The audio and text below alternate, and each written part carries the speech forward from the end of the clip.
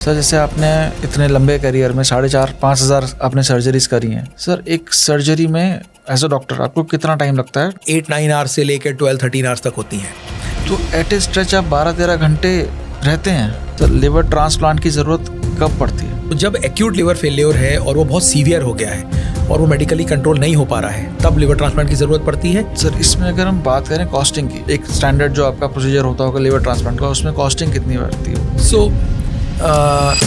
Sir recovery कितनी जल्दी होती है? So for donors, I would say maybe a month after operation. For recipients, around 3 months after operation. Sir जैसे मैंने engineering करी और मैं 4 साल हॉस्टल में रहा हूँ, तो वहाँ पे ना कुछ ऐसे लोग थे हमारे बीच में जिनको हम टैंकर बोलते थे। अगर वो बैठे हैं तो एक बार में पूरी बोतल पी के ही उठेंगे, तो ऐसे लोगों पे क्या इफेक्ट पड़ता होगा? ऐसे हमने बहुत टैंकर देखे हैं जो अल्टीमेटली लिवर खराब करा के आते हैं। मैं बहुत हूँ और मेरा कुछ नहीं होता, और ऐसा नहीं है, सबका लिवर अफेक्ट होता है। इनफैक्ट ये टैंकर्स ज़्यादा जल्दी टैंक फुल हो जाता है। See there is a limit to abusing the body. Standard या फिर एक सेफ लिमिट क्या है अगर कोई ड्रिंक करना ही चाहता है तो? मेल्स में 2 standard drink, that means 90 ml per day in males, 45 ml in female. ये डेफिनेशन है of heavy drinking and moderate drinking. तो लोग जिम जा रहे हैं, पर जिम में जाके लोग सप्लीमेंट यूज़ कर रहे हैं लाइक प्रोटीन, क्रिएटिन, तो उससे लिवर पे कुछ इफेक्ट पड़ता है? मतलब आपने बहुत ही इंपॉर्टेंट क्वेश्चन पूछा, और अच्छा है कि ये कहीं ना कहीं डिस्कशन में आया। सप्लीमेंट्स लेना मैं कम्प्लीटली अवॉइड करने को बोलूँगा, क्योंकि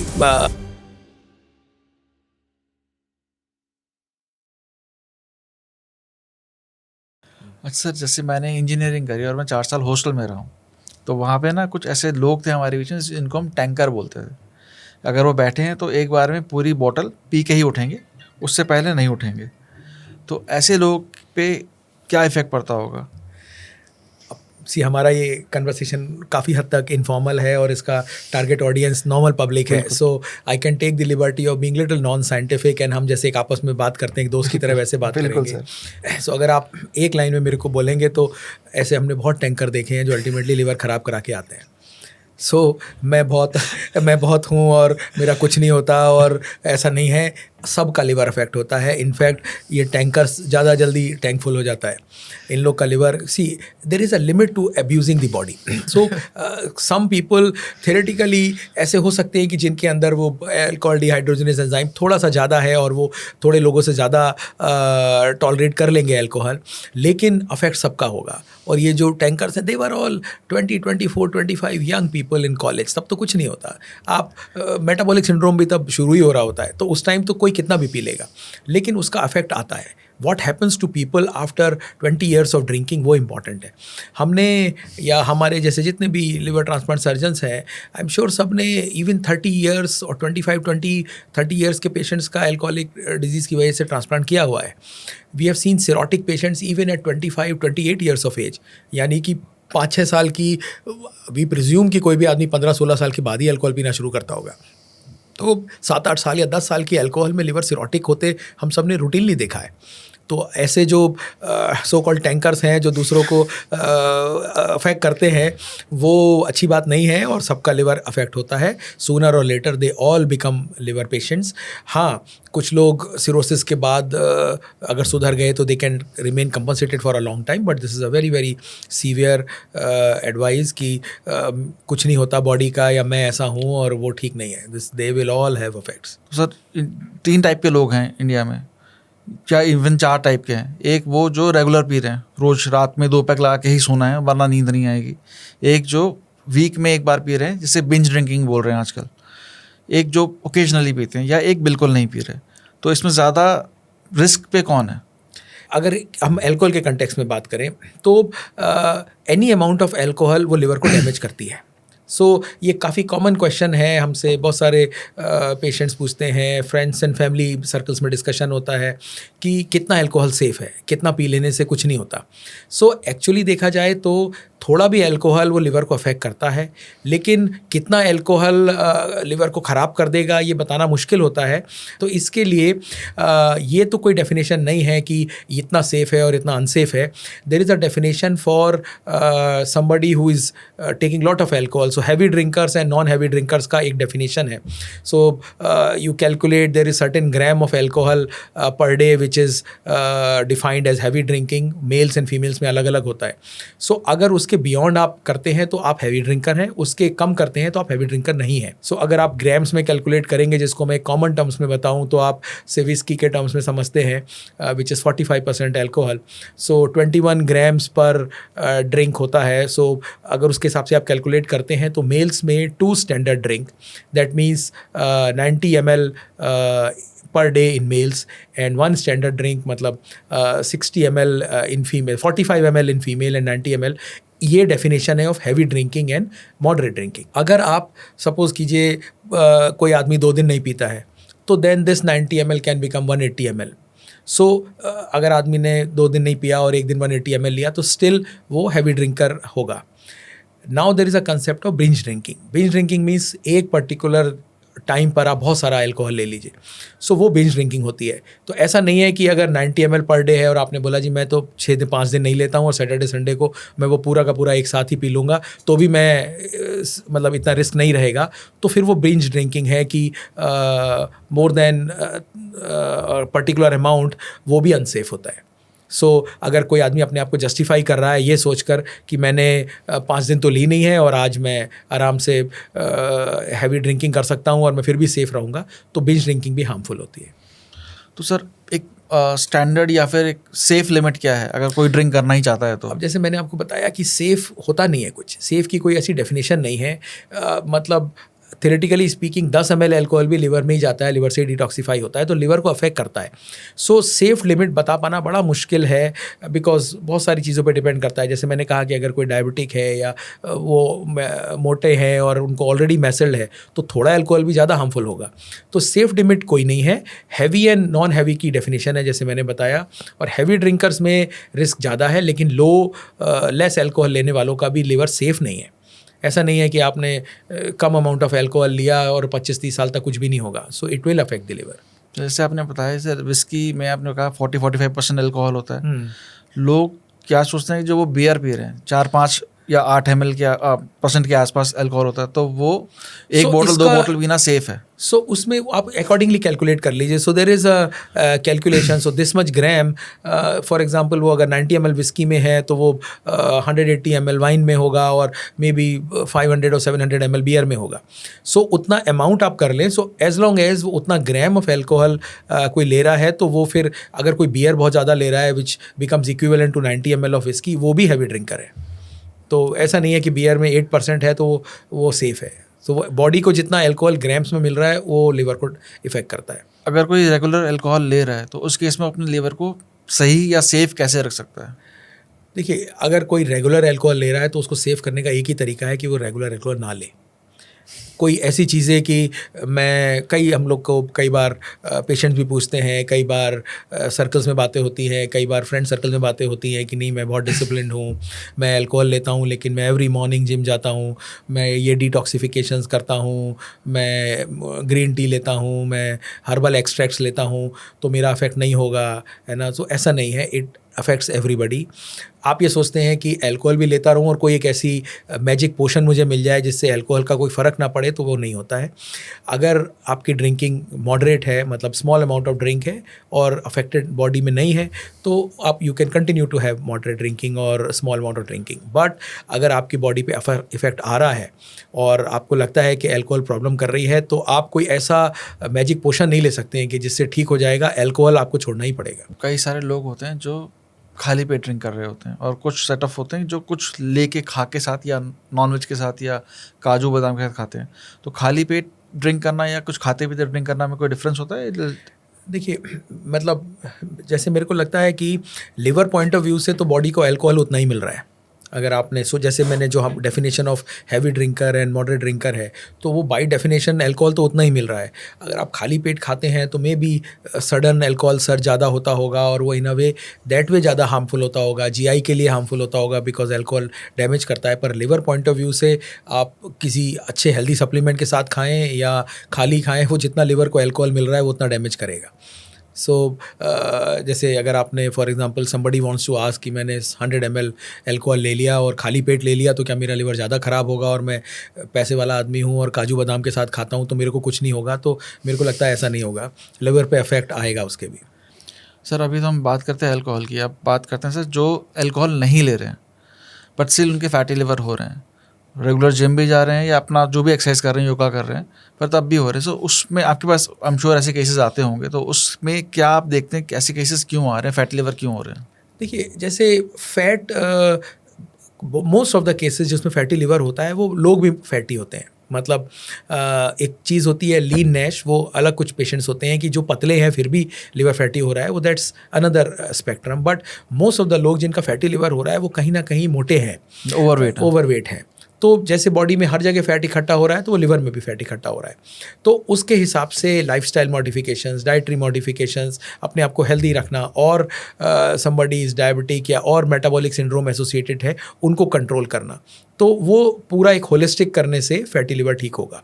सो जैसा हमने अभी काफ़ी देर डिस्कस किया कि अल्कोहल की वजह से फैटी लिवर होता है। Generally speaking about 1/3 causes of chronic liver disease is alcohol, or maybe 1/3 to half is alcohol, so it's not 90%, but then another half is non-alcoholic fatty liver disease. So ये काफ़ी important problem है जो कि अब आजकल ज़्यादा आती जा रही है।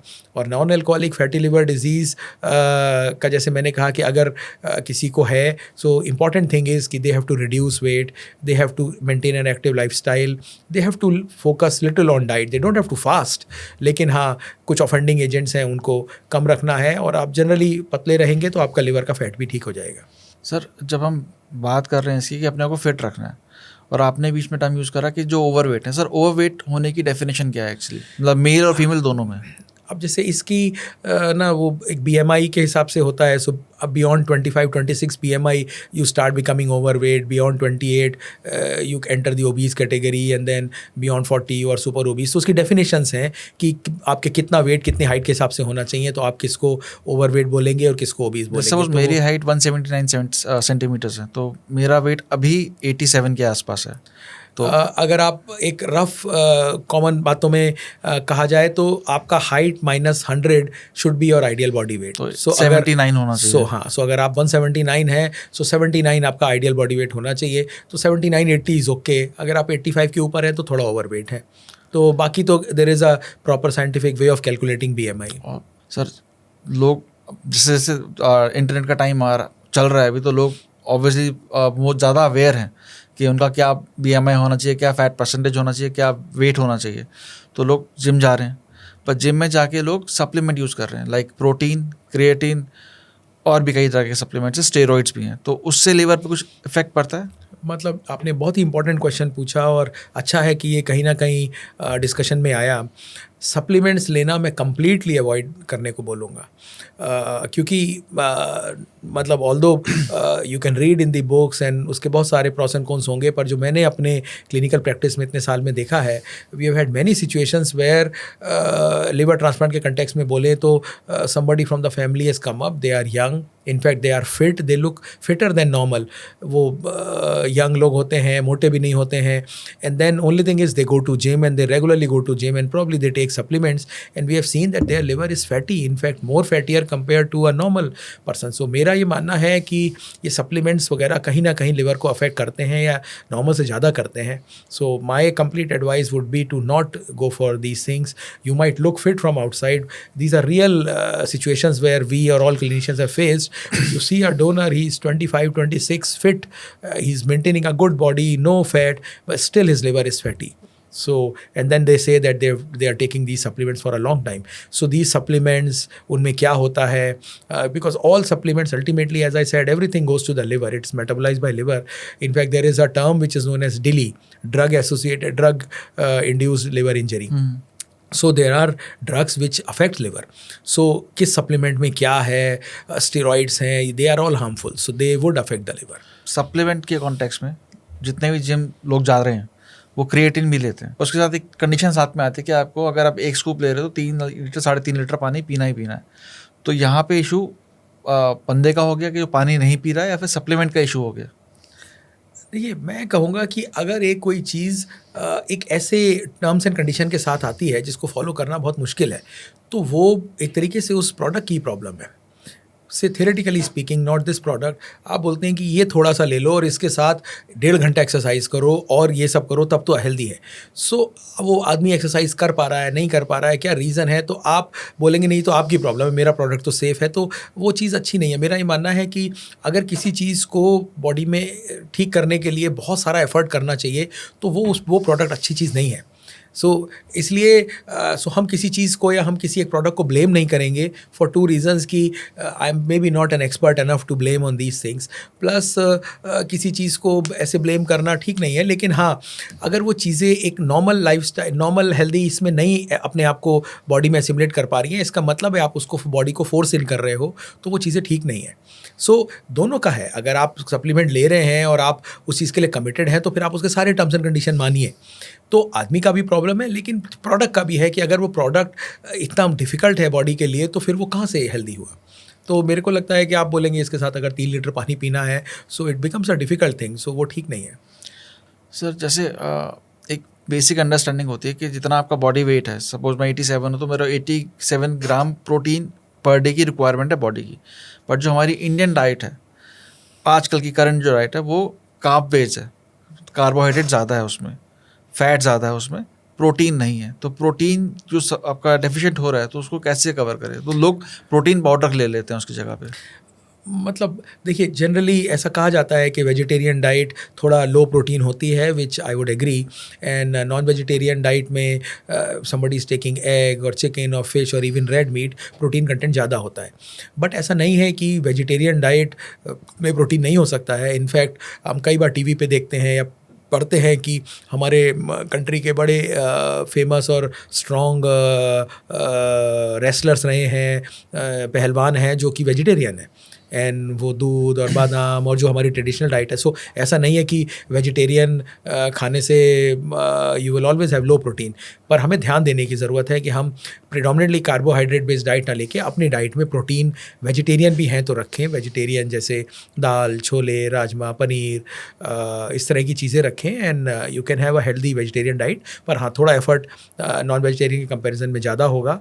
बट आप प्योरली वेजिटेरियन होकर गुड अमाउंट ऑफ प्रोटीन लेंगे तो अच्छी बात है. एंड एज यू सेड, 1 ग्राम पर केजी बॉडी वेट रिकमेंडेशन होता है और कोशिश करनी चाहिए कि हमारी डाइट में प्रोटीन ज़रूर रहे, बिकॉज प्रोटीन बिल्डिंग ब्लॉक्स होते हैं बॉडी के और वो नॉट ओनली वेट के लिए, वो इम्यूनिटी के लिए और हर चीज़ के लिए इंपॉर्टेंट होते हैं. सो गुड प्रोटीन लेना इंपॉर्टेंट है. तो सर वही सोर्स जो है आजकल, अदर देन आपके जो डाइटरी है उसमें जो सोर्स है वो फिर प्रोटीन के जो डब्बे आते हैं आजकल, वो शॉर्टकट है, वो ठीक नहीं है. अब जैसे जो कन्वीनियंट फूड्स है ना, वो हेल्दी नहीं होते हैं, बिकॉज कन्वीनियंट फूड ज़्यादातर कार्बोहाइड्रेट्स होते हैं. कन्वीनियंट फूड, अब ऐसा नहीं है कि आप खाना नहीं खा रहे हैं और आप सप्लीमेंट्स ले रहे हैं, वो सब कुछ कहीं ना कहीं तो इफेक्ट आएगा.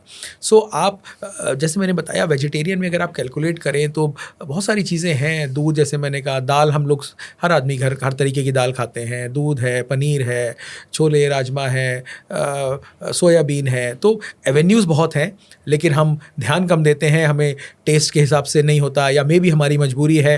अगर आप घर में रहते हैं, होम कुक्ड फूड है, तो ये सब चीज़ें नेचुरली मिलेंगी. लेकिन अगर आप कहीं बाहर हैं तो आपका जैसा भी डाइटरी हैबिट डेवलप हो पाया है वैसा हो पाया है, तो वो तो ले. लेकिन आप ये सोचें कि मैं इसको मेकअप कर लूँगा विद दीज सप्लीमेंट्स, वो मेरा एडवाइस नहीं होगा. बहुत बड़े सेलिब्रिटी बोलूँगा स्पोर्ट्स के लिहाज से और फिटनेस के लिहाज से भी, विराट कोहली, वो पीछे नॉन वेजिटेरियन डाइट ले रहे थे, पर उन्होंने एक इंटरव्यू में कहीं बोला कि नॉन वेजिटेरियन डाइट लेने की वजह से उनकी बॉडी ज़्यादा एसिडिक हो रही थी और बोन से कैल्शियम ले रहा था, ज़्यादा एसिड.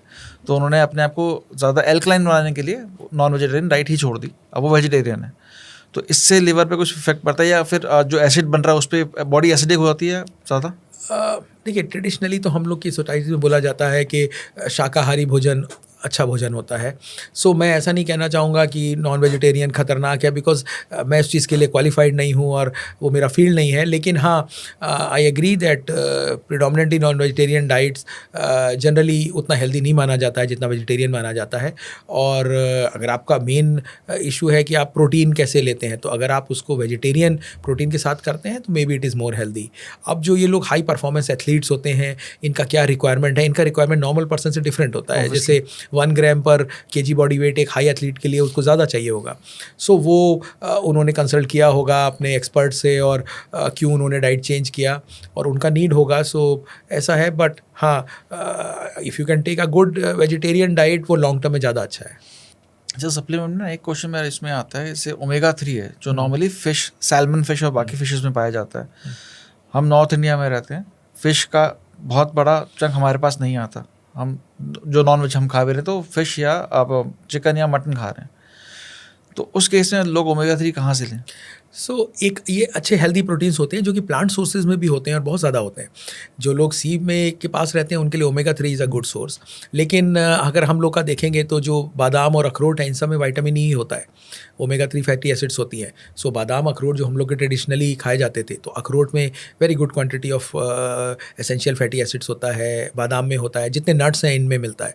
दूध में भी एक तरीके से वो प्लांट प्रोडक्ट है। तो अगर फ़िश नहीं है, ओमेगा का ये सारा चीज़ें हैं जो कि आपको हेल्प करती है। कुछ ऐसे नट्स हैं जो हमारे तिल के तेल होते हैं, जो हमारे इस तरीके के जो वेजिटेरियन डाइट है जो हमारे यहाँ नॉर्थ में या कहीं भी अवेलेबल है, वो भी एक अच्छा source of essential fatty acids है। सर फ्लैक्स सीड में सबसे ज़्यादा होता फ्लैक्स सीड में बहुत ज़्यादा होता है। सीधा आपकी कोर पे चलते हैं, लिवर ट्रांसप्लांट पे। सर लिवर ट्रांसप्लांट की ज़रूरत कब पड़ती है? देखिए, लिवर ट्रांसप्लांट अगर आप पूछेंगे तो लिवर डिजीज़ से शुरू करते हैं। There are 2 types of liver diseases, जैसे मैंने कहा, acute liver diseases and chronic liver disease. Acute liver diseases जिसमें पहले कोई प्रॉब्लम नहीं थी और सडनली कुछ ऐसे कारण बन गए, कुछ ऐसा इन्फेक्शन हो गया कि जिसकी वजह से लिवर ख़राब हो गया। सो वो एक्यूट लिवर डिजीज़ेज़ हैं।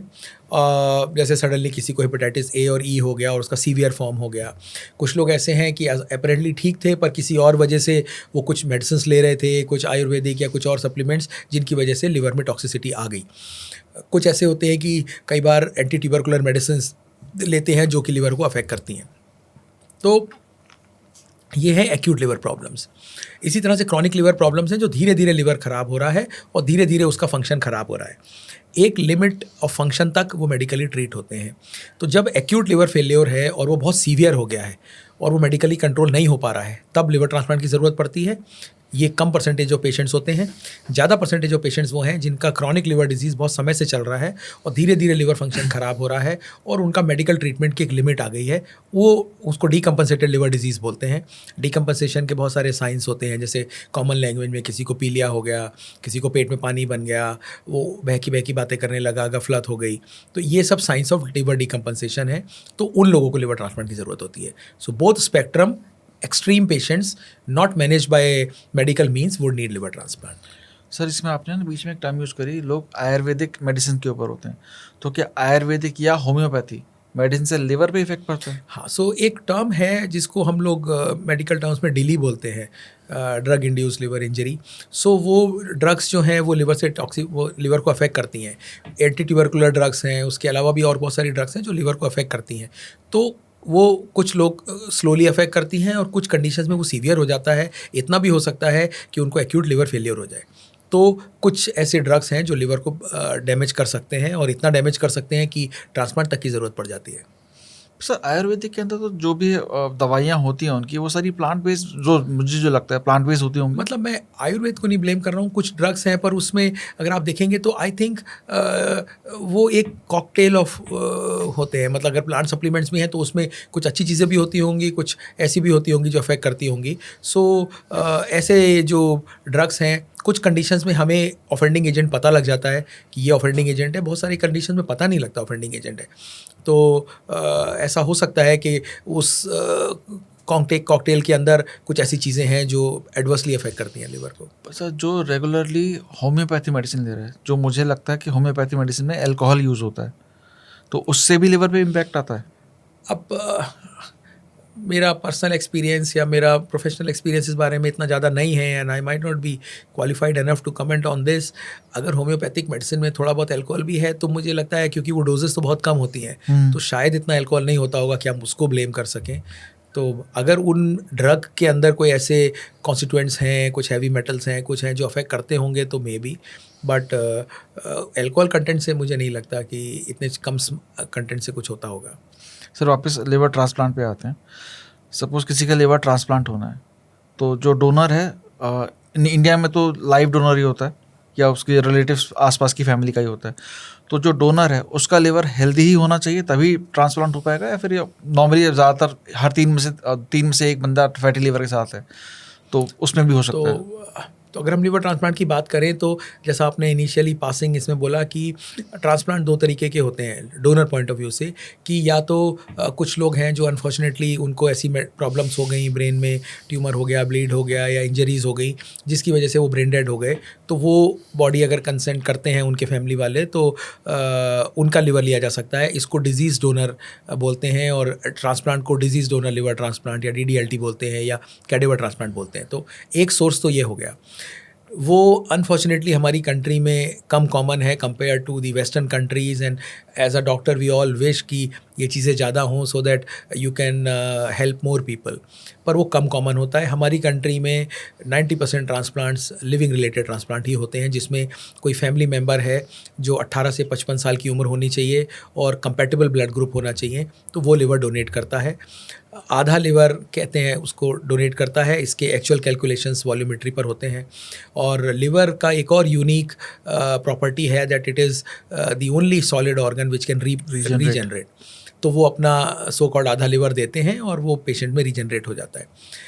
जनरली स्पीकिंग डोनर्स हर तरीके से हेल्दी होने चाहिए, मेडिकली हेल्दी होने चाहिए, कोई डिजीज़ नहीं होनी चाहिए, साइकोलॉजिकली हेल्दी होने चाहिए, they should be intelligent enough to understand कि वो एक operation, they are undergoing the operation and उसमें उनका प्राइमरी बेनिफिट रिसिपिएंट का है, और कोई किसी किस्म की डिजीज़ नहीं होनी चाहिए। ये तो आइडियल सिनेरियो है। लेकिन अगर थोड़ा सा लिवर फैटी है या कुछ ऐसी मेडिकल कंडीशंस हैं कि वो they can be controlled, then they can be a donor. So अगर एक स्मॉल अमाउंट ऑफ फैट है लिवर में और which can be controlled, then they can be donors. हाँ, ग्रॉसली अगर फैटी हैं या कोई और प्रॉब्लम है तो they can not be a donor. Sir recovery कितनी जल्दी होती है? जो जिसको मिल रहा है उसका तो शायद लंबा होता होगा, पर जो दे रहा है डोनर उसकी रिकवरी कितने दिनों में हो जाती है? Generally most of the donors after operation by 6th or 7th day or 8th day they get discharged from the hospital, and it'll take another week's rest, normal rest, not bed rest, normal rest, and then they are like a normal individual. They can do most of their normal work. In fact, if they want, they can even do the office job. And beyond a month, and definitely beyond 3 months, they are like completely normal individual. They can do whatever work they want, any kind of heavy work. This is about donors.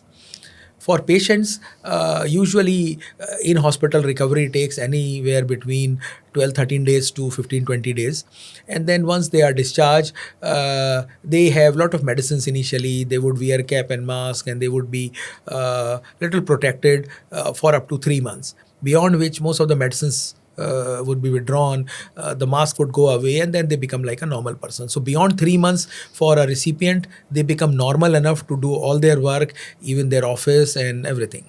So for donors, I would say maybe a month after operation, and for recipients around 3 months after operation.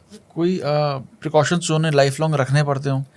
For donors, nothing. They will remain as they were before the operation in terms of what they eat, how they live, what kind of work they do. If somebody is married, their married life, children, everything. For donors, they do not need any long-term medications. For recipients, there are a lot of do's and don'ts. They would take medicines for 3 months and then most of the medicines would stop, and then there are 2 medicines which would generally continue lifelong. In some patients after 2-3 years one medicine can also be withdrawn and they can be on one medicine, but the recipients will require some precaution. ऐसा भी नहीं है कि after transplant आपको उनको वो एक कमरे में बंद रहेंगे, AC में रहेंगे, किसी से मिलेंगे नहीं. They will lead normal life, लेकिन थोड़ा सा medicines का और regular testing का ध्यान रखना होता है. सर एक सर्जरी में एज अ डॉक्टर आपको कितना टाइम लगता है ट्रांसप्लांट की सर्जरी में? लिवर ट्रांसप्लांट अगर आप देखें तो from the time a donor goes to the operation theater, recipient goes to the operation theater, then they undergo anesthesia and then the surgery starts, and then end of the surgery and by the time they reach ICU. तो ये तो total duration इसमें दो हो गए. एक, since the time patient and donor goes to the operation theater and they come to the ICU, ये duration generally अब 8-9 आवर्स से लेकर 12-13 आवर्स तक होती हैं. किसी एट ए स्ट्रेच आप 12-13 घंटे रहते हैं. वो ऑपरेशन होता है, फेजेस में चलता है. डोनर का ऑपरेशन होता है, फिर रिसिपिएंट का होता है, then they both get ready and then you take out the liver, then you implant. So इस पूरे प्रोसेस में अगर आप shift in to shift out देखेंगे तो आई वुड से करीब 8-10 घंटे से लेके 12-13 घंटे नॉर्मली लगते हैं. कभी कभी ये टाइम बढ़ जाता है और 18-20 घंटे भी लग सकते हैं. पहले ज़्यादा टाइम लगता था, 15-20 घंटे 24 घंटे भी लगते थे, पर आई एम श्योर अभी मोस्ट ऑफ द सेंटर्स में 10 से 12 घंटे या 13-14 घंटे में from start of operation till end of the operation हो जाता है.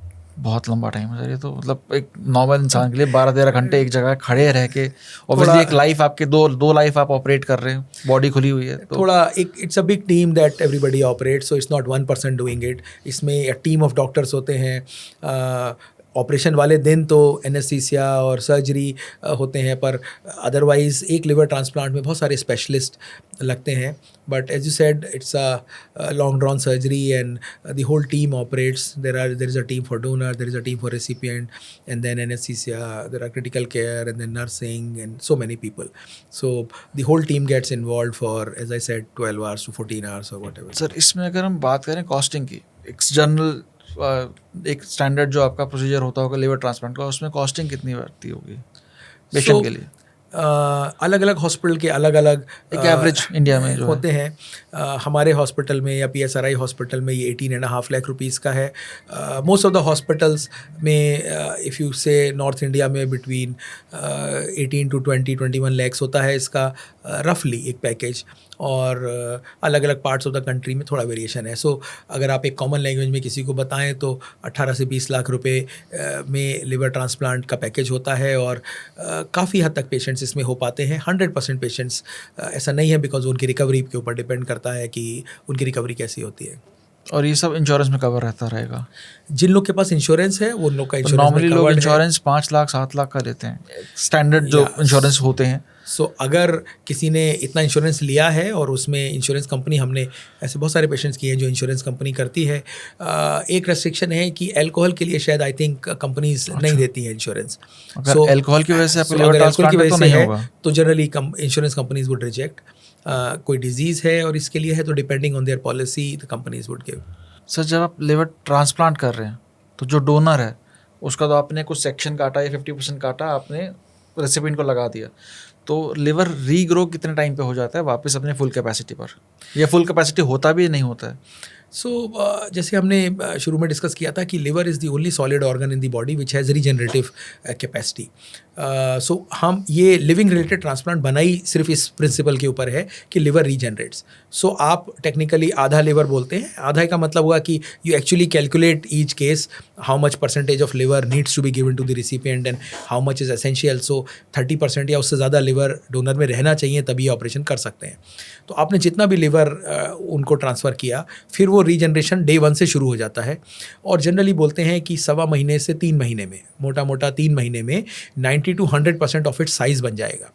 उसकी एनाटमी पहले जैसी नहीं होगी, लेकिन अगर किसी का 1000 ग्राम का लिवर था और उसने 550 ग्राम्स दे दिया, तो वो जो 450 बचा है वो 1.25 महीने से 3 महीने के बीच में 900 to 1000 ग्राम्स फिर से बन जाएगा. तो उसको 3 महीने के बियॉन्ड फिर वो उसका साइज़ उतना हो जाएगा, बॉडी के फंक्शंस टेक ओवर कर लेगा. ऑल्दो एनाटमिकली वो थोड़ा डिफरेंट लगेगा. सो इट विल जो फिजिकल स्ट्रक्चर होगा वो शायद अलग होगा. सो राइट एंड लेफ्ट लोब है तो लेफ्ट लोब हाइपरट्रॉफी हो जाएगा, लेफ्ट लोब लिया है तो राइट लोब हाइपरट्रॉफी हो जाएगा. लेकिन ग्राम्स अप टू 90 to 100% बन जाता है. सो ऑलमोस्ट पूरा बन जाता है, फुल्ली अपना वैसे ही काम करेगा जैसे पहले कर रहा था. या सो वो जैसे हमने बताया कि ऑल्दो लिवर फंक्शन तो 30% भी एनफ है बॉडी के लिए, लेकिन वो ग्रो कर अगर 90 to 100% बन जाता है, 100% बन जाता है, तो he will leave a normal life. Sir एक ना क्वेश्चन मैं पूछूं कि वो मेरा स्टूपिड क्वेश्चन है, क्या है वो आप बताइए.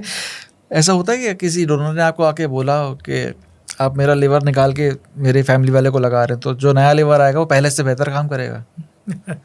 सो इस सेंस में नहीं, लेकिन हाँ इससे रिलेटेड पूछते हैं लोग कि भाई मैं जैसे अभी तक सब नॉर्मल था, मैं ये सब भी करता था, या फॉर एग्जांपल मैं बहुत हैवी एक्टिविटी करता था, वो लिवर रीजनरेट हो जाएगा तो मैं क्या सब कर सकता हूँ? सो लिवर आप ही का है, वो रीजनरेट कर जाता है, so it remains same as before. हाँ वो लिवर पहले से और अच्छा हो जाएगा ये बताना कोई साइंटिफिक ऐसा नहीं है, बट आई वुड से जो आपका पहले जैसा लिवर था वो वैसा ही बन जाएगा, and you continue to do what you are doing now.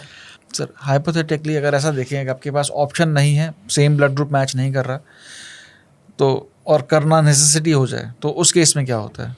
सो ये क्वेश्चन आपने एक बिल्कुल कॉमन लैंग्वेज की तरह पूछा। ये एक बड़ी इम्पॉर्टेंट आस्पेक्ट है जो समहाउ हमने पूरा डिस्कस ही नहीं किया कभी।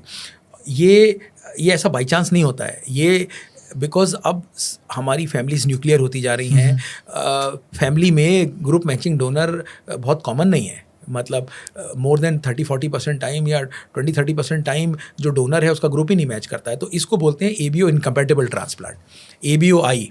सो ABOI में ऐसा नहीं होता जैसे आपने पूछा कि आपने कर दिया और पता लगा ब्लड ग्रुप मैचिंग नहीं था, अब हो गया तो क्या करें। आपको हमेशा से पता होता है कि ब्लड ग्रुप क्या है। अब इसमें 2 सिनेरियो हैं। 1, क्या कर सकते हैं, नहीं कर सकते हैं, अगर कर सकते हैं तो कैसे कर सकते हैं। बेटर तो ये है कि कंपैटिबल ग्रुप हो, बिकॉज ट्रांसप्लांट अपने आप में एक कॉम्प्लेक्स प्रोसीजर है और उसके एक डिफाइंड प्रॉब्लम्स हैं। अब उसमें अगर आप ब्लड ग्रुप इनकम्पैटिबल भी कर देते हैं तो कॉम्प्लिकेशंस और बढ़ जाते हैं। सो प्रिफर्ड है ब्लड ग्रुप मैचिंग, जैसा हमने डोनर का बताया। लेकिन अगर ब्लड ग्रुप मैचिंग नहीं है तो then there are 2 ways of doing it. 1 is swap transplant. For example एक सिचुएशन है जिसमें पेशेंट A है और डोनर B है, एक दूसरी फैमिली है जिसमें पेशेंट B है और डोनर A है, तो आप आपस में स्वैप करा सकते हैं, ये लीगली अलाउड है, तो इसको स्वैप बोलते हैं। सो वो 2 फैमिलीज़ में होता है, लेकिन मेडिकली तो वो सेम है, उसमें प्रॉब्लम नहीं है। दूसरा होता है ABO इनकम्पैटिबल ट्रांसप्लांट। तो वो अगर ऐसी सिचुएशन है कि he is the only donor और आपको करना है, तो देन यू सी उसको there are ways of, so you see the antibody level in the recipient, you see how much is the antibody level, what is the sickness of the patient. There are special preparations and medications in such recipients. You prepare the recipient, it takes a few weeks to 1 or 2 months. Then you can do ABO incompatible transplant. It is possible. उसके कुछ defined pros and cons हैं जो कि हम individually discuss करते हैं। तो अगर कोई डोनर नहीं है and he is the only donor, then ABO incompatible transplants can be done, provided ये सारी चीज़ हमने डिस्कस फैमिली से कर ली हूँ। So it's not the first choice but it is possible. एक क्वेश्चन यहाँ पे आता है, जैसे मैंने आपको बताया मैं इंजीनियरिंग कॉलेज से हॉस्टल में रहा हूँ 4 साल, तो जैसे वहाँ बहुत बड़े बड़े टैंकर देखे मैंने, बट उनमें से एक लड़का था जिसका कोई सर्जरी होना था, नॉट लिवर, तो वो अपनी फैमिली के साथ था जब सर्जरी के लिए गया। तो उसने बोला कि डॉक्टर ने पूछा कि आप इसको स्मोक या अल्कोहल करते हो, उसने ऑब्वियसली मना कर दिया क्योंकि उसके पेरेंट्स को नहीं पता था कि वो कर रहा है। बट देन जब बाद में वो सर्जरी पे गए, जो उसको एनेस्थीसियक ने एनेस्थीसिया लगाया, तो वो उतनी जल्दी उस पर असर नहीं आ रहा था बिकॉज वो हैवी ड्रिंक करता। तो ऐसे केसेस भी आपके पास आते हैं कि पेरेंट्स के सामने बोलते हैं हम नहीं करते, बट आपको अकेले हैं, बाद में जाके बोलो नहीं हम करते हैं। सो ऐसे 2 तरह के सिचुएशंस हैं। एक ऐसा है कि somebody himself is a patient, वो पेरेंट्स के सामने नहीं बताया और उसने हमको बाद में बता दिया। So in that situation you see what is more important. अगर उसकी डिजीज़ को ठीक करना इंपॉर्टेंट है और ये हैबिट्स हैं, तो ही इज़ अ पेशेंट, तो आप उस हिसाब से यू टेक अ कॉल। कुछ ऐसी कंडीशंस होती हैं कि वो डोनर है, पेरेंट्स के सामने उसने ये सब नहीं बोला पर अलग से आपको बोला। If you feel that that history is strong enough and it corroborates with the medical things, तो then you cannot take him as a donor. You can refuse him as a donor for this reason. Sometimes you can discuss with him that you don't want this reason, and then there can be other reasons, medical reasons, to reject him as a donor. But if the donor before the operation has told you that these are the problems, donor should be a healthy person. If medically it is corroborating, then he cannot be a donor. Very rarely ऐसा हम कभी कभी देखते हैं कि उसने बोला हाँ मैं स्मोकिंग तो करता हूँ, बट देन वो कोई सब्सटेंस अब्यूज़ भी करता था जो उसने नहीं बताया। So although in today's time most of the चीज़ें आप टेस्ट में पता कर सकते हैं, लेकिन still not everything can be discerned. And theoretically ऐसा हो सकता है कि आपने ऑपरेशन के टाइम ऐसा चीज़ पता लगी जो कि सेफ़ नहीं था फॉर आइदर डोनर और recipient and you had to abandon, पर ऐसा सरप्राइज़ मिल जाता है। I can recall somebody who said हम अल्कोहल कभी कभी लेते थे या स्मोकिंग करते थे, but he did not tell us कि वो गांजा या अफीम वगैरह लेता था। So morphine is something which there are changes the blood vessels and ये, तो हमें ये रियलाइज ऑपरेशन के टाइम हुआ कि things are worse than what it is. So these surprises can and do happen.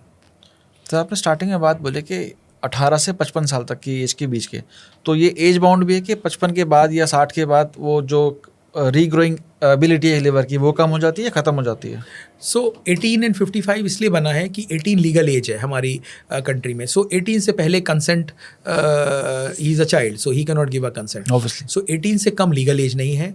55 liver के लिए एक एज रखी गई है, ये मानते हुए कि 55 के बियॉन्ड लिवर का operation all side and done एक बड़ा ऑपरेशन होता है. सो बियॉन्ड 55 दोनों तरह का प्रॉब्लम आता है.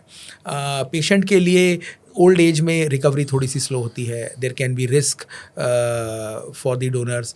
दी रीजनरेशन थोड़ा सा स्लोअर हो जाता है. लिवर फैटी हो सकता है. सो एक 55 एक ऐसा एक आर्बिट्ररी, मतलब एक ऐसा कट ऑफ है जो पूरे मेडिकल वर्ल्ड में एक्सेप्टेबल है कि 18 to 55 years is okay. Some studies they have taken donors between 55 to 60 also, 56, 57 depending on how fit is the donor, if he is the only donor जिसका group match करता है, तो इसमें है. पर जनरली रिकमेंडेशन 18 to 55 है. There are studies up to 60. Beyond 60 living related liver operation generally लोग नहीं करते हैं. किडनी की अलग टर्म्स एंड कंडीशंस होती हैं. किडनी में लोग 65 तक भी डोनेशन लेते हैं, तो वो एक अलग डिस्कशन है. सो लिवर में सर एक क्वेश्चन और, आपने बच्चों की बात करी यहाँ पे कि छोटे बच्चे 18 से नीचे नहीं दे सकते, पर छोटे बच्चों में लिवर ट्रांसप्लांट की ज़रूरत पड़ती है या फिर आजकल आ रही है? सो वो एक अलग डिजीज़ है. सो देर इज़ पीडियाट्रिक लिवर में एक अलग ऐसी कंडीशंस हैं. इनफैक्ट कोई ऐसी कंडीशंस हैं बिलियरी अट्रेसिया वगैरह जो सिंस बर्थ ही होती हैं. Okay. So as young as 1.5 months के भी बच्चों का ट्रांसप्लांट हमने किया है. इतने छोटे? सो वो उनको प्रॉब्लम है, तो in fact commonest indication for liver transplant in children is biliary अट्रेसिया, and which gets detected at birth or maybe a month after, and generally between 1 month 3 months the liver becomes cirrhotic and you have to transplant them. जो school going बच्चे हैं आजकल, उनका जो majorly diet है वो pizza, burgers और fries से है.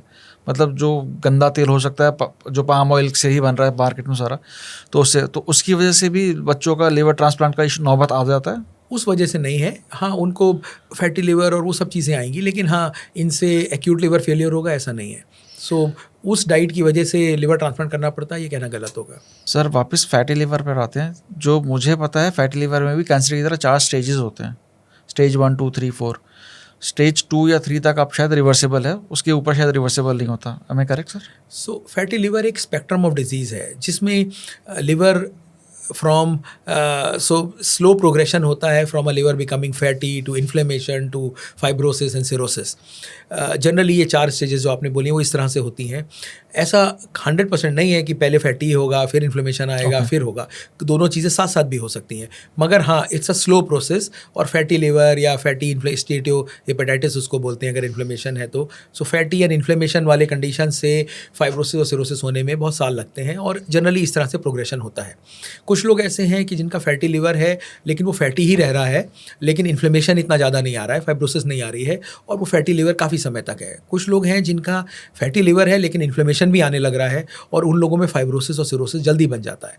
मे बी 5-10 ईयर्स में सिरोसिस बन जाता है. और कुछ लोग हैं जो फैटी ईयर लेके 10 साल तक रहते हैं. तो थोड़ा अलग अलग बॉडी का अलग है, पर हाँ, जनरली लिवर का इन्फ्लेमेशन और ऐसे करके लिवर को अफेक्ट होता है, और धीरे धीरे वो फाइब्रोसिस तक होते हुए सिरोसिस हो जाती है. सर बॉडी कोई साइन देती है जब आपका फैटी लिवर अगर ग्रेड 1 या ग्रेड 2 पे, बॉडी कोई साइन देती है कि दाने हो गए या कुछ हो गया? यही लिवर डिजीज़ की अच्छी और बुरी बात है. अच्छी बात यह है कि लिवर एक ऐसा ऑर्गन है, जैसे मैंने बताया कि उसके अंदर ट्रिमेंडस रीजनरेटिव पोटेंशियल होता है, ट्रिमेंडस कैपेसिटी होती है. तो जब तक वो 70% से ज़्यादा डैमेज नहीं होता तब तक सिम्टम नहीं आते हैं. सो 30% ऑफ द लिवर आपका बॉडी का फंक्शन चला लेता है. सो अच्छी बात यह है कि लिवर बहुत सारी इंसल्ट झेल लेगा, उसके बाद उसमें अफेक्ट आएगा. बुरी बात भी यही है कि जब तक डिजीज़ बहुत एडवांस नहीं होगी तब तक पता नहीं लगेगा. सो किसी और ऑर्गन में अगर थोड़ा सा इफेक्ट हुआ तो वो उसके सिम्टम्स आने लगेंगे. So liver will tolerate lot of insult for a long time and then the symptoms would come. So liver disease के सिम्टम्स जब तक आते हैं तब तक अनफॉर्चुनेटली काफ़ी डैमेज हो चुका होता है. शुरू में लिवर के नॉन कॉन्स्टिट्यूशनल सिम्टम्स, भूख ना लगना, वीकनेस होना, अच्छा ना लगना, वेट लॉस, ये सब चीज़ें होती हैं जिससे ये शक हो सकता है कि शायद लिवर अफेक्टेड हो. लेकिन हाँ, टेस्ट कराने पर पता लगेगा. सिम्टम्स के बेसिस में लिवर में सिम्टम तभी आता है कि जब डैमेज ज़्यादा सीवियर हो जाता है. वो सिम्टम क्या आता है सर? सो सिम्टम ऐसे हैं कि किसी आदमी को कॉमन लैंग्वेज में सबसे पहले तो जॉन्डिस होने लगेगा, पीलिया होने लगेगा. अगर एक्यूट प्रॉब्लम है तो पीलिया हो जाएगा. अगर क्रॉनिक लिवर डिजीज़ है तो धीरे धीरे उनका लिवर के फंक्शंस ख़राब होंगे, प्रोटीन बनना बंद होगा, तो एल्ब्यूमिन लो होगा, पेट में पानी बनने लगेगा, वो लिवर में प्रेशर्स बन जाते हैं तो मुंह से ब्लीडिंग होना, लिवर के पोर्टल हाइपरटेंशन प्रेशर्स होते हैं तो वो फिर ब्रेन में अफेक्ट करते हैं, तो यानी पीलियाँ होना, पेट में पानी बनना, मसल मास लूज़ होना, एंसेफेलोपैथी होना, किडनी पे असर आना, ये सब advance form of liver problems हैं। घर में अच्छा लिवर डिसीज़ आपकी हेरिडिटरी भी होती है? लिवर डिजीज हेरिडिटरी कुछ तरह से होती हैं, जैसे there are diseases which are actually because of hereditary जो बच्चों में हो जाती हैं, there are various metabolic liver diseases जो कि हेरिडिटरी होती हैं, तो वो तो हेरिडिटरी डिजीज़ ही होती हैं। जनरली लोग कहते हैं कि मोटा होना भी कुछ पार्ट तक हेरिडिटरी होता है, नॉट एवरीथिंग इज़ डाइट। कई लोग ऐसे हैं जो कि बहुत ज़्यादा ऐसा डाइट नहीं खाते पर जनरली बचपन से मोटे रहे हैं, तो आई थिंक थोड़ा सा जिसको हम मेटाबॉलिक डिजीज़ेज या मेटाबॉलिक सिंड्रोम बोलते हैं, तो कुछ पार्ट वो भी हेरिडिटरी हो सकता है। क्योंकि मैं ये सवाल इसलिए पूछ रहा था आपसे कि अगर फैमिली में हिस्ट्री है शुगर की या हार्ट की या लिवर की, तो उस केस में भी आइडल वेट हाइट -100 होता है, फिर वो डेविएट हो नहीं, जाता वो है? सेम होता है, लेकिन हाँ उस कंडीशन में सपोज़ किसी फैमिली में जेनेटिकली ओवरवेट हैं और तो आपको नॉर्मल से ज़्यादा मेहनत करनी है, क्योंकि नॉर्मल आदमी थोड़ा केयरलेस होके उतना मोटा नहीं होगा और जिनकी टेंडेंसी है वो जनरली हो जाएंगे, और एक बार ओवरवेट हो जाने के बाद कंट्रोल करना मुश्किल होता है। तो अगर आप you are intelligent enough to realise कि आपकी फैमिली में ये टेंडेंसी चली आ रही है, तो फिर आपको शुरू से इस चीज़ का ध्यान रखना चाहिए। इतने लंबे करियर में 4,500-5 हज़ार आपने सर्जरीज करी हैं। इनिशियली शायद रोबोटिक सर्जरी नहीं होती होंगी, अब आप रोबोटिक सर्जरी भी कर रहे हैं। सो 4,500-5 हज़ार जो आप रेफ़र कर रहे हैं, these would be the total number of transplants I would be expose since I am in liver transplant, so almost 18-19 years हुआ है। So these are the total number of transplant that we as a team were involved in. जो आपने robotic का पूछा, सो robotic एक नई technology है which is a form of laparoscopy जो कि लिवर में आई है और डोनर्स के टर्म्स में कुछ सेंटर्स कर रहे हैं। उसके कुछ लोग बोलते हैं कि देर आर एडवांटेजेस। मैं बहुत प्रो रोबोटिक या लेप्रोस्कोपिक फॉर डोनर्स नहीं हूँ, for certain reasons that donor surgery itself is a complicated surgery, and उसमें कोई नई टेक्नोलॉजी अगर आती है तो क्लियर कट उसके बेनिफिशियल रिजल्ट्स एस्टेब्लिश हो जाने चाहिए before it is applied to the masses. ये एक नई टेक्निक है जो कि पिछले कुछ सालों से 4-5-6 साल से ज़्यादा आई है, और एक इवॉल्विंग टेक्निक है जिसका मैं यही कहूँगा कि थोड़ा सा उसके रिजल्ट्स और टेक्निक को और मैच्योर होना चाहिए और क्लियर कट एडवांटेजेस होने चाहिए, तब हमें रोबोटिक सर्जरी फॉर डोनर्स के बारे में सोचना चाहिए। At present, I would not go into various details, which is not right for me to speak, लेकिन अभी मैं उसको अवॉइड करने को बोलूँगा। सर, आप जब बात कर रहे थे आपने बीच में यूज़ करा या डिसीज्ड Donor ऑर्गन ट्रांसप्लांट या डोनर्स, जो लोग मर गए हैं वो लोग अपना जिनको ऑर्गन ब्रेन डेथ हो गया है, हाँ। और हार्ट उनका बीटिंग है, उनके ऑर्गन्स एक सेफली हार्वेस्ट करके कई लोगों की जान बचाई जा सकती है। बट हमारे देश में ये इसका वॉल्यूम बहुत कम है। या सो ऐसा क्यों है, इसके लिए हम कई बार सब लोग डिस्कशन करते हैं। I am sure we all are aware, so may be there are multi factorial reasons to it. Awareness is a issue, hesitation on the part of the family ऐसा करना ये एक है, वो डिफ़िकल्ट टाइम होता है, किसी के साथ अनफॉर्चुनेटली ऐसा हो गया है कि वो पेशेंट नहीं बचा है और आप वो लोग इतना अंडरस्टैंडिंग हो कि इस चीज़ को करें। कुछ गवर्नमेंट के लेवल पर भी ऐसे रूल्स एंड रेगुलेशंस चेंज होने चाहिए, जैसे mandatory declaration of brain dead अगर है तो एक आईसीयू में अगर अनफॉर्चुनेटली कोई इस तरह का पेशेंट है तो आप उनको ये अवेयर कराएं कि the person is brain dead, so it can be done. So multiple चीज़ों के अफेक्ट से प्रॉब्ली ऐसा होगा कि awareness, willingness, regulations, making the process easy से ये शायद चीज़ें थोड़ा बेटर होंगी compare to the western population. Sir, जैसे चाइना में ना ये होता है कि चाइना में जो लोग डेथ सेंटेंस पे होते हैं तो वहाँ की गवर्नमेंट उनके ऑर्गन हार्वेस्ट कर लेती है, पर ये इंडिया में शायद अभी शुरू नहीं हुआ है। आई थिंक ये चाइना में भी अब बंद हो गया है, बिकॉज इसका काफ़ी ह्यूमन राइट डिस्कशंस हुए थे। वो ठीक है कि सो हमने भी न्यूज़पेपर्स वगैरह में ही पढ़ा है, रिपोर्ट्स में ही पढ़ा है, कितना फैक्ट है नहीं पता, आजकल भी वो होता है या वो कम्प्लीटली बंद हो गया है नहीं पता। पर फ़र्क ये है कि लोग कहते हैं कि ठीक है वो if he is a criminal, but that doesn't mean आप उसकी बॉडी को ऐसे कर दें। जो लोग इसको प्रो है वो कहते हैं कि भाई he is dying, he will save life, तो वो एक अलग डिस्कशन है और उसके लिए काफ़ी। पर आई थिंक चाइना में भी अब ये सब चीज़ें या तो बंद हो गई हैं या इतना वर्ल्ड वाइड कंडेमनेशन हुआ है कि उसको उन्होंने चेंज किया है। प्लस चाइना एक अलग सोसाइटी है और एक हमारी अलग सोसाइटी है और इस मतलब you can't force your decisions. So वो एक अनफॉर्चुनेट चीज़ें हैं। ऑल्दो एक तरीके से देखा जाए तो वन लाइफ है सेव्ड मैनी लाइफ, पर वो एक अलग डिस्कशन है, वो it not be right to speak on that. Sir जैसे डोनर की बात की, जब एक तो मुझे ये आप समझाइए कि आप कैसे बोलते हैं लोगों को, या लोग कैसे माइंड मेकअप करते हैं कि मुझे अपना लीवर काट के देना है? तो देखिए एक रियल हम के सिनारियो बात करते हैं कि somebody who comes with a liver disease और उसको लिवर डिजीज़ से पिछले 5 साल से है या 10 साल से है और मेडिकल ट्रीटमेंट करा रहे हैं, लेकिन सीवियरिटी बढ़ती जा रही है। अब मेडिकल ट्रीटमेंट किसी भी लिवर सिरोसिस को ठीक नहीं कर पाता है, उसके कॉम्प्लिकेशंस को रोक कर रख सकता है या सपोर्ट कर सकता है। अगर पेशेंट्स उसके बियॉन्ड हो गए हैं और वो सिक हो गए हैं, मेडिकली उनका इलाज नहीं है, तो लिवर ट्रांसप्लांट से उनका इलाज पॉसिबल है। तो हम फैमिलीज़ को ये बताते हैं कि ये मेडिकल कंडीशन है और ये इनका स्टेटस है और इनका ट्रीटमेंट ऑप्शन ये है। अब living related transplants, not only liver, kidney, anything, उससे बढ़ के सबमिशन हो नहीं सकता मेडिकल साइंसेज में या फैमिली के अंदर कि एक हेल्दी आदमी अपने आप को रिस्क पे रख के किसी को बचाए। सो दे ऑल अंडरस्टैंड कि यही अकेला ट्रीटमेंट ऑप्शन है। एंड फैमिली या नियर फैमिली जो अपने पेशेंट्स के बारे में सोचते हैं, they agree to it and then they go for the procedure. उसके प्रॉस एंड कॉन्स, उनका मेडिकल आस्पेक्ट्स, उनका psychological aspects, recovery, life long medicine, फिर वो हम इंडिविजुअल केसेस में उनसे डिस्कस करते हैं। सर जैसे किसी को डोनर ढूंढना है, जिसका लिवर ख़राब हो गया, उसे डोनर ढूंढना है, तो क्या क्राइटेरिया होता है मतलब एज ए इंडिविजुअल अगर मुझे ढूंढना है तो मैं क्या हम किसी भी डोनर के 3 क्राइटेरिया होते हैं। उसका एज 18 to 55 ईयर्स होना चाहिए, उसका ब्लड ग्रुप कंपैटिबल होना चाहिए। सो फॉर एग्जांपल अगर रिसिपिएंट ए है तो ए या ओ हो सकता है, अगर रिसिपिएंट बी है तो बी या ओ हो सकता है, अगर ओ है तो सिर्फ ओ ही डोनर हो सकता है, अगर कोई ए बी है तो कोई भी डोनर हो सकता है। सो कंपैटिबल ब्लड ग्रुप जैसे ब्लड ट्रांसफ्यूजन का होता है। So 18 to 55 years of age, compatible blood group होना चाहिए, रिलेटिव होना चाहिए और बहुत मोटे नहीं होना चाहिए।